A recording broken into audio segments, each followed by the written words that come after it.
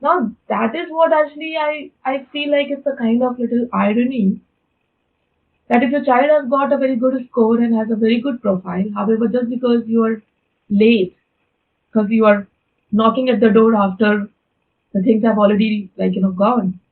So that is the kind of thing where you have no option. Either you again apply to some leftover university or you wait for the next year. Now for this particular semester, which is August September, right? The deadline for this semester will be previous year. Imagine if you have to get admission in Harvard, Yale. I mean, I'm talking about the top 10 universities internationally, not nationally like in India. So Harvard, Stanford, Yale, Columbia, Brown, anything like UC Berkeley, MIT Sloan. These are the universities, I mean, which are called also Ivy League universities, which are under the top 10 of world ranking. So these are the universities. Don't you think we also need to spend some time to prepare for that? So still IIT, which is a premier institute of India, actually is teaching 60%. Its curriculum is still very traditional, conventional. There is still not coming at par with these institutions when it comes to the teaching with the updated I would say the method. So pedagogy wise, still IT is far behind than these universities. You might have some unique talent, and therefore these universities also give you that opportunity to showcase that talent. And if they find that talent is really impressive, it's really up to the mark, I mean, they still would like to consider. You may still apply to Harvard without any extracurricular, without having any other thing in any other field. However, that is totally up to Harvard to decide. Because these universities just don't look at like how many things you have done, like you have done some sports also, you are a football player also, you are a cricket player also, you swim also, you are a chess player also, you do dance also, you play guitar also, then sometimes you write blogs also, you do this also. So these things anyone can say, I have done thousand things in my life. But what are those things where I can show a graph which goes up? There are a lot of colleges which also accept SAT scores also for admission process. So eventually writing this test is always beneficial. Moreover, this test is valid for 5 years. So unlike other entrance tests which are just like 1 year validity, like you apply this year, apply to your institution this year using that score and that's all. This score remains valid for 5 years. Third very important thing is that you can repeat this test. Of course, a lot of other tests also you can repeat.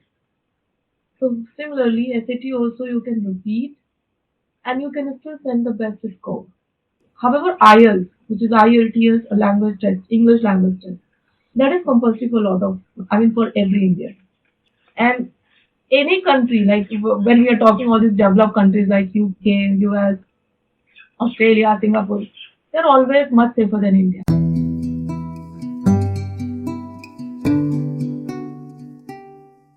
Lakshmi, and I come from a very specific background of education for last 10 to 12 years.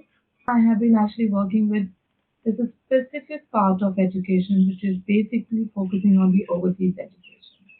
So consulting students, guiding students and mentoring students are something which I have been doing for last 10 to 12 years. Currently I'm associated with this company called Magnus Education where actually I'm working as the head of admissions and the training and we are primarily and basically helping students to get the top universities or study in the top universities overseas, all the countries such as US, UK, Canada, Australia, anywhere in the world. Today we are going to cover some very important and some very crucial questions regarding overseas education where you can fulfill your dreams at your dream universities, at your top universities. I know a lot of our Indian students still have a dream to go to some top universities in India such as IIT, NIT. However, we cannot miss on the other flip side of this competition to get these top universities, that how hard they are. So that when there are lakhs of the students who are applying to these top universities, which is of course a great thing if they can get through. However, we also know we cannot deny the fact that not everyone can get them. Even a very small percentage of those applicants finally is going to get admitted to these top universities. So that is where actually we want to propose this overseas education, even if it is not your primary goal or focus to apply abroad, such as US, UK, Canada, Australia. However, if we just compare overall the world ranking of these universities with any Indian university like IIT versus MIT Sloan, or you can keep even NUS at Singapore.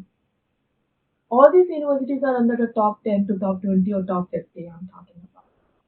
While if you see IITs, if you see, well, MITs I'm not going to keep in this category even. They are good at the local level like Indian level, but when we compare the international ranking or overall credibility or recognition which you get in the international market, definitely no one can beat all these US universities or these top universities, where unfortunately still our Indian universities are nowhere in the top 50, even top 100. So this is a kind of hard fact which we have to still swallow. And therefore, I would like to just bring in this awareness to all the students and to all the parents that before they make up their mind regarding any university in India, they should be fully aware of the other opportunities and possibilities overseas as well. And then the next important thing which comes is the timeline. That is where I find is the main gap, in the sense lot of students and parents are still not aware of the exact timeline in terms of the process. Like, even if you want, suppose that you have decided that you want to apply to UC Berkeley, or you want to apply to US or UK, for example, whatever, for your undergrad course in economics versus technology or engineering. However, you should be also aware when this process of application begins, which is very important. Actually, I would say the information which everyone has to be aware of, because that's where I have personally have dealt with thousands of the students so far, including all the overseas students from Singapore, from Europe, from US, including our Indian students. I have seen one thing very, like, I would say, like, something which is very unfortunate, that a lot of our bright students, talented students, are unaware of this whole process or timeline, and therefore they are not able to get that real advantage of even doing this process. Many of them approach me after they have done their 12th grade. Parents are coming and asking me, now my child has got the result, and now we have planned to apply for some undergrad colleges. Now that is what actually I feel like it's a kind of little irony, that if your child has got a very good score and has a very good profile, however, just because you are late, because you are knocking at the door after the things have already, like, gone. So that is the kind of thing where you have no options. Either you again apply to some leftover university, or you wait for the next year. Where most of the Indian students, as I know, like, they don't like to wait or waste their time of 1.5 years or 1 year just to apply in the next semester or next round. They end up compromising again with some XYZ universities and going and studying. So timeline is a very important thing, as it is said. Not only right thing is good, like a right thing is effective, a right thing done at the right time is effective. So this is a very important fact which every parent and student has to understand. Now, for this particular semester, which is August, September, right? The deadline for this semester will be previous year, which is 2023 this year. So therefore, if your child is in 12th grade this year, one has to do the application this year itself. And that too by August, September, ideally. Again, as I said, this could be a little earlier or later also, but including all those early decisions, all those early applications, ideally I would suggest a student to be ready with everything to start applying from September onwards of the 12th year, which means this year, even if you have to go next year for starting your batch. And that is a very important information because if you're not aware, you will miss on lot of deadlines. And if you miss on those deadlines this year, that means no option left. Either you apply with whatever is left if you wake up next year, or else you wait for another 1 year and then you apply in the next one. Most of our students are preparing for IT and all. I have seen really some amazing, some crazy culture existing. Like I met recently one student who was just in 10th grade. She is still in 10th grade and she is doing her IT preparation with some Ph.D coaching, which is quite famous for this and all. So she was doing some IIT preparation even when she is in 10th grade. Now, eventually, what I wanted to say here, how much time she is going to spend to prepare for this particular competition? Almost 2 to 3 years, roughly, right? Because normally students write their IIT competition after their 12th grade exams, right? So students spend, dedicate that much amount of time, preparation, hard work to crack that IIT entrance, right? Imagine if you have to get admission in Harvard, Yale. I mean, I'm talking about the top 10 universities internationally, not nationally like in India. So Harvard, Stanford, Yale, Columbia, Brown, anything like UC Berkeley, MIT Sloan. These are the universities, I mean, which are called also Ivy League universities, which are under the top 10 of world ranking. So these are the universities. Don't you think we also need to spend some time to prepare for that, right? So it is not like that easy. Like you just think of applying one day that I want to apply to maybe Columbia or I want to apply to UC Berkeley, and you can just apply and go. So for that also you need to do certain things. You need to prepare certain things. There are also some entrance tests. There are also certain kind of tests which you need to prepare and get in place.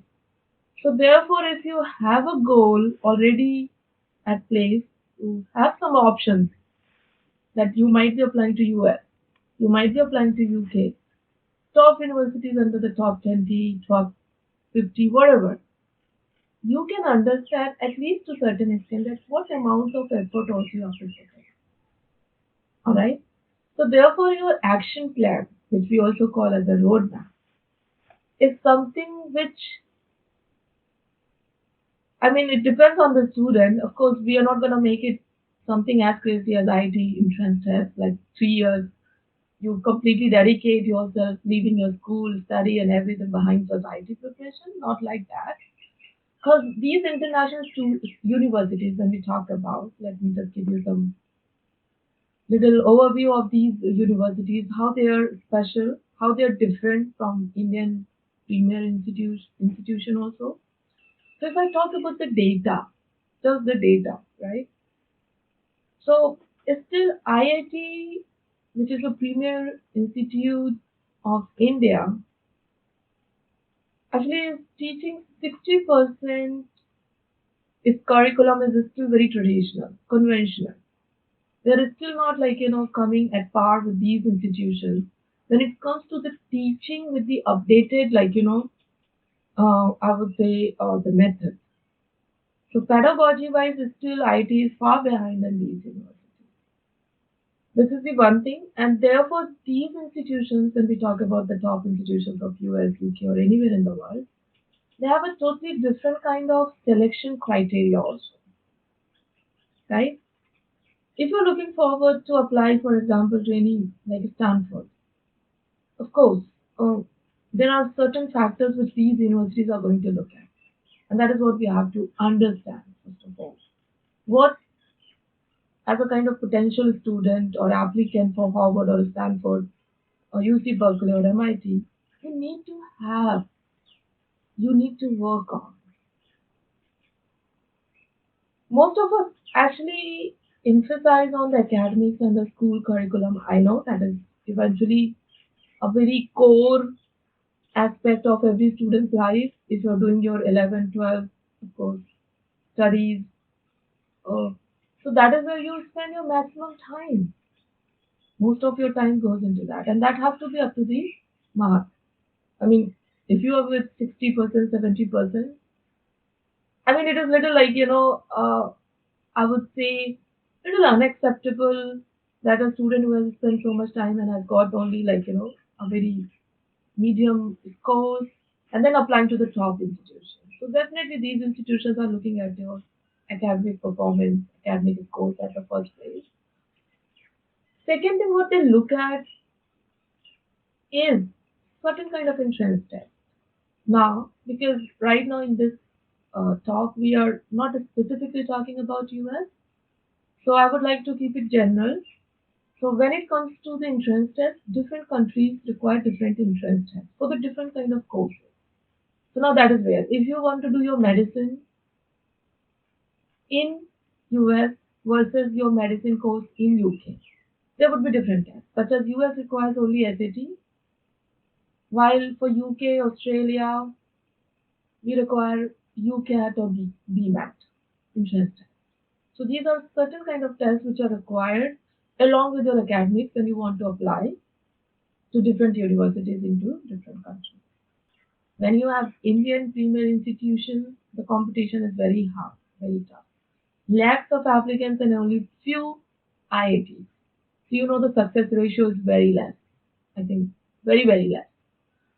Similarly, when we apply to these premier institutions internationally, right, like anywhere in the world. So there is also a kind of competition, but the benefit is that there are a number of options, right? So therefore you have a lot of options. Secondly, you have a lot of other advantages which we can talk later on.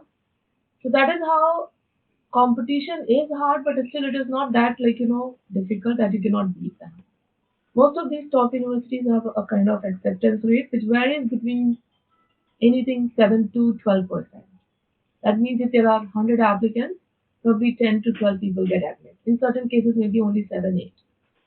You might have some unique talent, and therefore, these universities also give you that opportunity to showcase that talent. And if they find that talent is really impressive, it's really up to the mark, I mean, they still would like to consider as a potential candidate for their, whatever course they're on. So this is a very good part which I consider is going to give our Indian students or all the students an opportunity not just come in a very traditional, conventional, typical way with some great academics and that's the only way to get something great in your life. You can do anything, whatever you like, and you can still get a very good university. But whatever you do, you should have something really like, a great potential, something substantial, something which is, of course, impressive, which is going to keep you out of the league, that kind of thing. So, therefore, third very important part is your profile building. So, academic, thesis scores, and profile. Well, profile is something which is a very dynamic thing and also very, I would say, it is very vast. And it is also not something which we can make as a mandatory or compulsory thing for every student, right? There is nothing compulsory after your academics, after your SAT. Just other things are just kind of how much you can add on so that you can beat the competition. You may still apply to Harvard without any extracurricular, without having any other thing in any other field. However, that is totally up to Harvard to decide, right? So therefore, what happens as I personally have been helping the students for last 10 years. I have dealt with a lot of top profiles. I've seen the admits from Harvard, Stanford, multiple admits. People apply 8 universities, they get 8 admits. That kind of thing, right? So, what a typical profile I have seen for these institutions is something where, besides your academics, besides your SAT or whatever test score, you also need to have a very interesting as well as very impressive personal profile, which includes lot of factors, right? And that's the kind of journey which you're going to actually document in terms of your application essay, overall other supporting documents, whatever you attach. So this is a journey which later on you just document and you apply or you submit at the time of application. So therefore this profile building or overall whatever we call as a profile is not something which can be done instantly, right? Fortunately, some of the students have already done great things. They have been already very much focused. They have already got some track. They are very much aligned to that and they're following that. But I know as a lot of the students in India are not actually getting that kind of track and they're not aligned. So therefore at the end of 12th grade or even 11th grade, the window is very short. You have hardly 1 year to do something. To even start something and then do something and then show that how great you have been into that. You can't do that. In 1 year, how great you can become, right? So when you have started something at least 2 to 3 years in advance, you can show a journey. Because these universities just don't look at like how many things you have done, like you have done some sports also, you are a football player also, you are a cricket player also, you swim also, you are a chess player also, you do dance also, you play guitar also, then sometimes you write blogs also, you do this also. Well, these things anyone can say. I have done thousand things in my life. But what are those things where I can show a graph which goes up? I have gotten something which is recognized nationally, internationally. Have I done some international competition? Have I achieved some kind of credit there, such as like some position, first, second, third? These are the levels which we show. If you could, again, as I said, it is not necessary. It is very much like subjective, which we have to do individually with every single candidate and student. However, these are the areas where there is a kind of huge gap which is existing. And this is the area which is also the most time-taking process when it comes to the top university application. So, well, this profile building is a process which I always suggest, like every student should get, started at least as early as possible. But eventually, we still suggest anything earlier is better. At least something from ninth grade onwards or 10th grade onwards, right? Because then you can have a window of 2 to 3 years minimum. And that is where our consultants, we have a team. We have a team where we assign one mentor.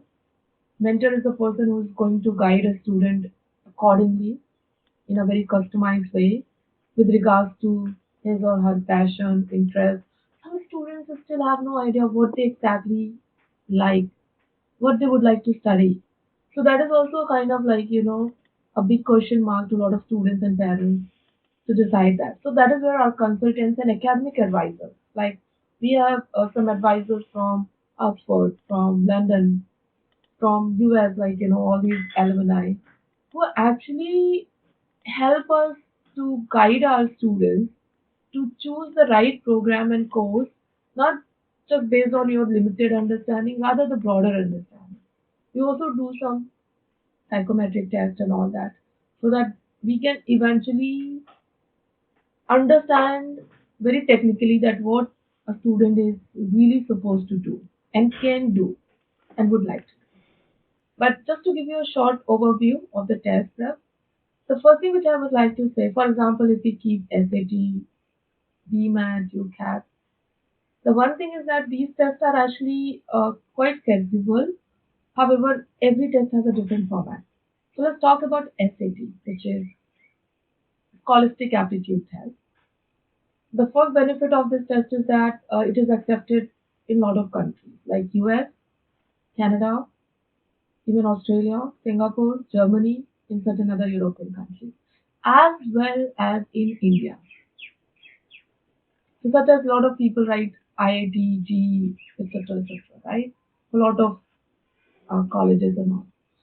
There are a lot of colleges which also accept SAT scores also for admission process. So eventually writing this test is always beneficial. Moreover, this test is valid for 5 years.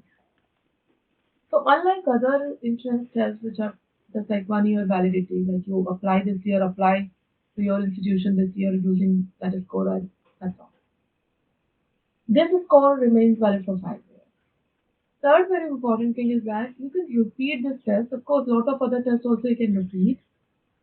So similarly, SAT also you can repeat and you can still send the best score. Another very important aspect which I would like to cover just quickly is regarding the finance and the cost. So I'm sure that everyone must be thinking like, okay, if I want to study abroad, I want to go to these premier institutions. So what would be the cost? So well, that is where actually there are the few things which I would like to cover. A, I know there is a particular cost which is uh, technically given for every single course by a university. However, there are a couple of facts which we have to understand. There are different kind of universities, like public institution and private institutions. So fees differs accordingly, and that is where our application deadlines and all that come in picture. All right. So if you apply on time to get the right university, probably will end up paying less. Secondly, the scholarship. So well, scholarship is a very important and useful point which we all should be aware of because lot of these top institutions are offering sponsorship, scholarship to a lot of international students provided you are a deserving candidate. You are really a promising candidate. And that's where I would like to say you should not just be fulfilling the minimum criteria. Minimum criteria is just like you can apply and probably you can get admit. However, if you want to get something, scholarship, financial aid, you should be somewhere like the top layer, right? And for that, everything should be excellent. Your academics, your test scores, your profile, that is all. So people I have seen personally, we have gotten people into the top institutions like Stanford and all with 100% scholarship. I'm telling you. So this is a reality which definitely happens at these premier institutions. Once they can somewhere recognize your potential, they can definitely uh, feel that you have something promising to contribute and offer to the institution, you can get a scholarship. So don't worry, students, that studying at any top institutions overseas is a matter of always like a lot of money. Before money comes, actually, you should go and try and see what you get because eventually still there are the stages. A, you make up your mind to apply. B, you apply. C, you get admit, and then finally you decide to go or not to go. So the ball is still in your court. It's not like if you make up your mind to try for these options, that means you have to keep a lot of money in your account. You never know. Maybe your child is so smart, so great that can get a scholarship. And then you can definitely gladly you can take a decision to take the admit and offer and go there.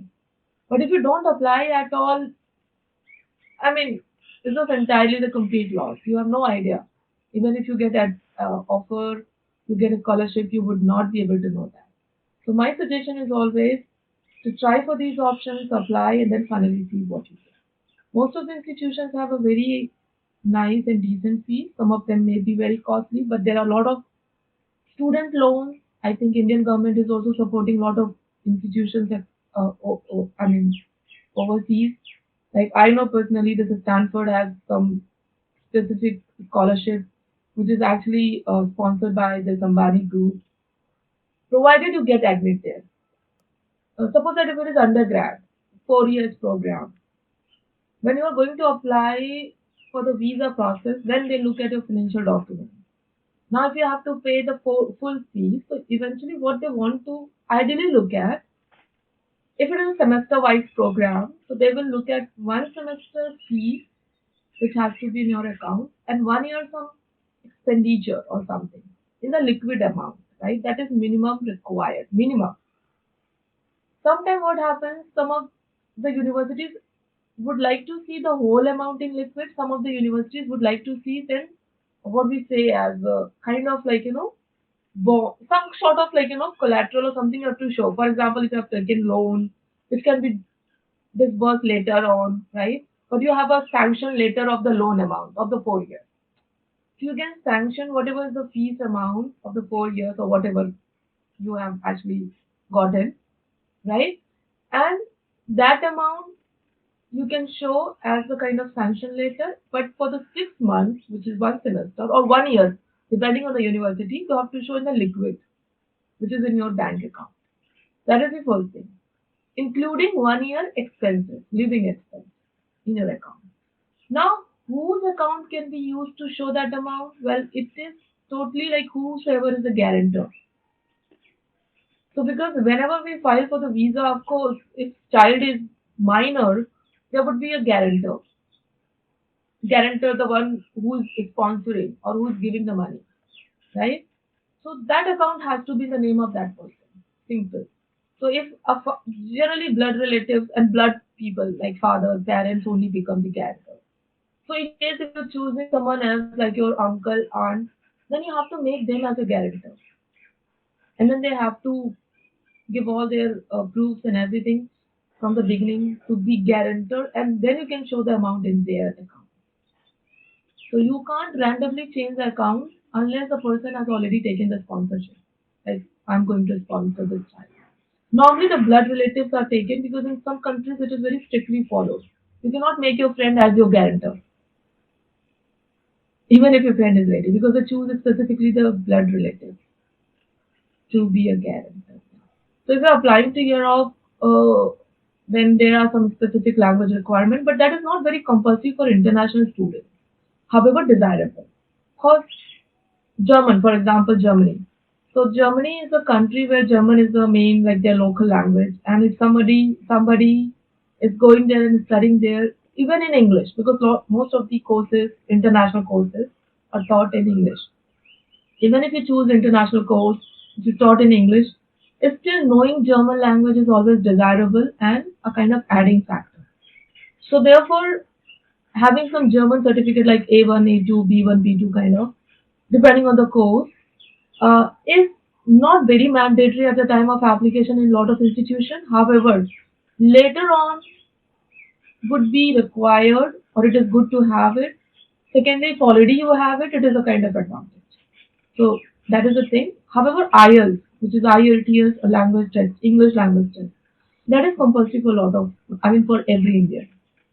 Most of the Indian students applying abroad for English courses, IELTS is compulsory, not German language. But as I said, it is always good to have because it is desirable. You study there, knowing a local language is always good for you. I mean, studying overseas is not a very big thing and not even a very difficult thing. That is the first thing. You just consider them as equal as studying in India because eventually when your child goes out to study anywhere in India, it's just equivalent to like going abroad. Because child is going to stay alone, like your son or daughter in a hostel, they will study.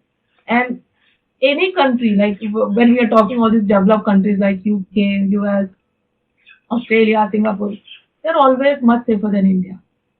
Well, Singapore is a very good destination. Just only there are certain, I would say, the limitations. Because it's a small country, so definitely in terms of opportunities, it does not offer that lot of wide range of opportunities. It is slightly saturated market, but of course, demand is there, and we also don't have so many universities, right?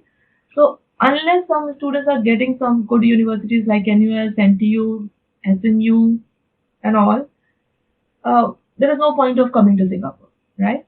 But of course, so far, whenever we talk about We always keep Singapore also as an option. So any talented, any good student who has possibility of getting in top US can also get in anywhere. So if you can get anywhere, then definitely it is worth of coming. Government offers a scholarship here, 100% scholarship if you are eligible for that. So you can get a scholarship, you can get anywhere, you can get good job, you can stay here, work here. It's just the only limitation for Singapore is that it's small.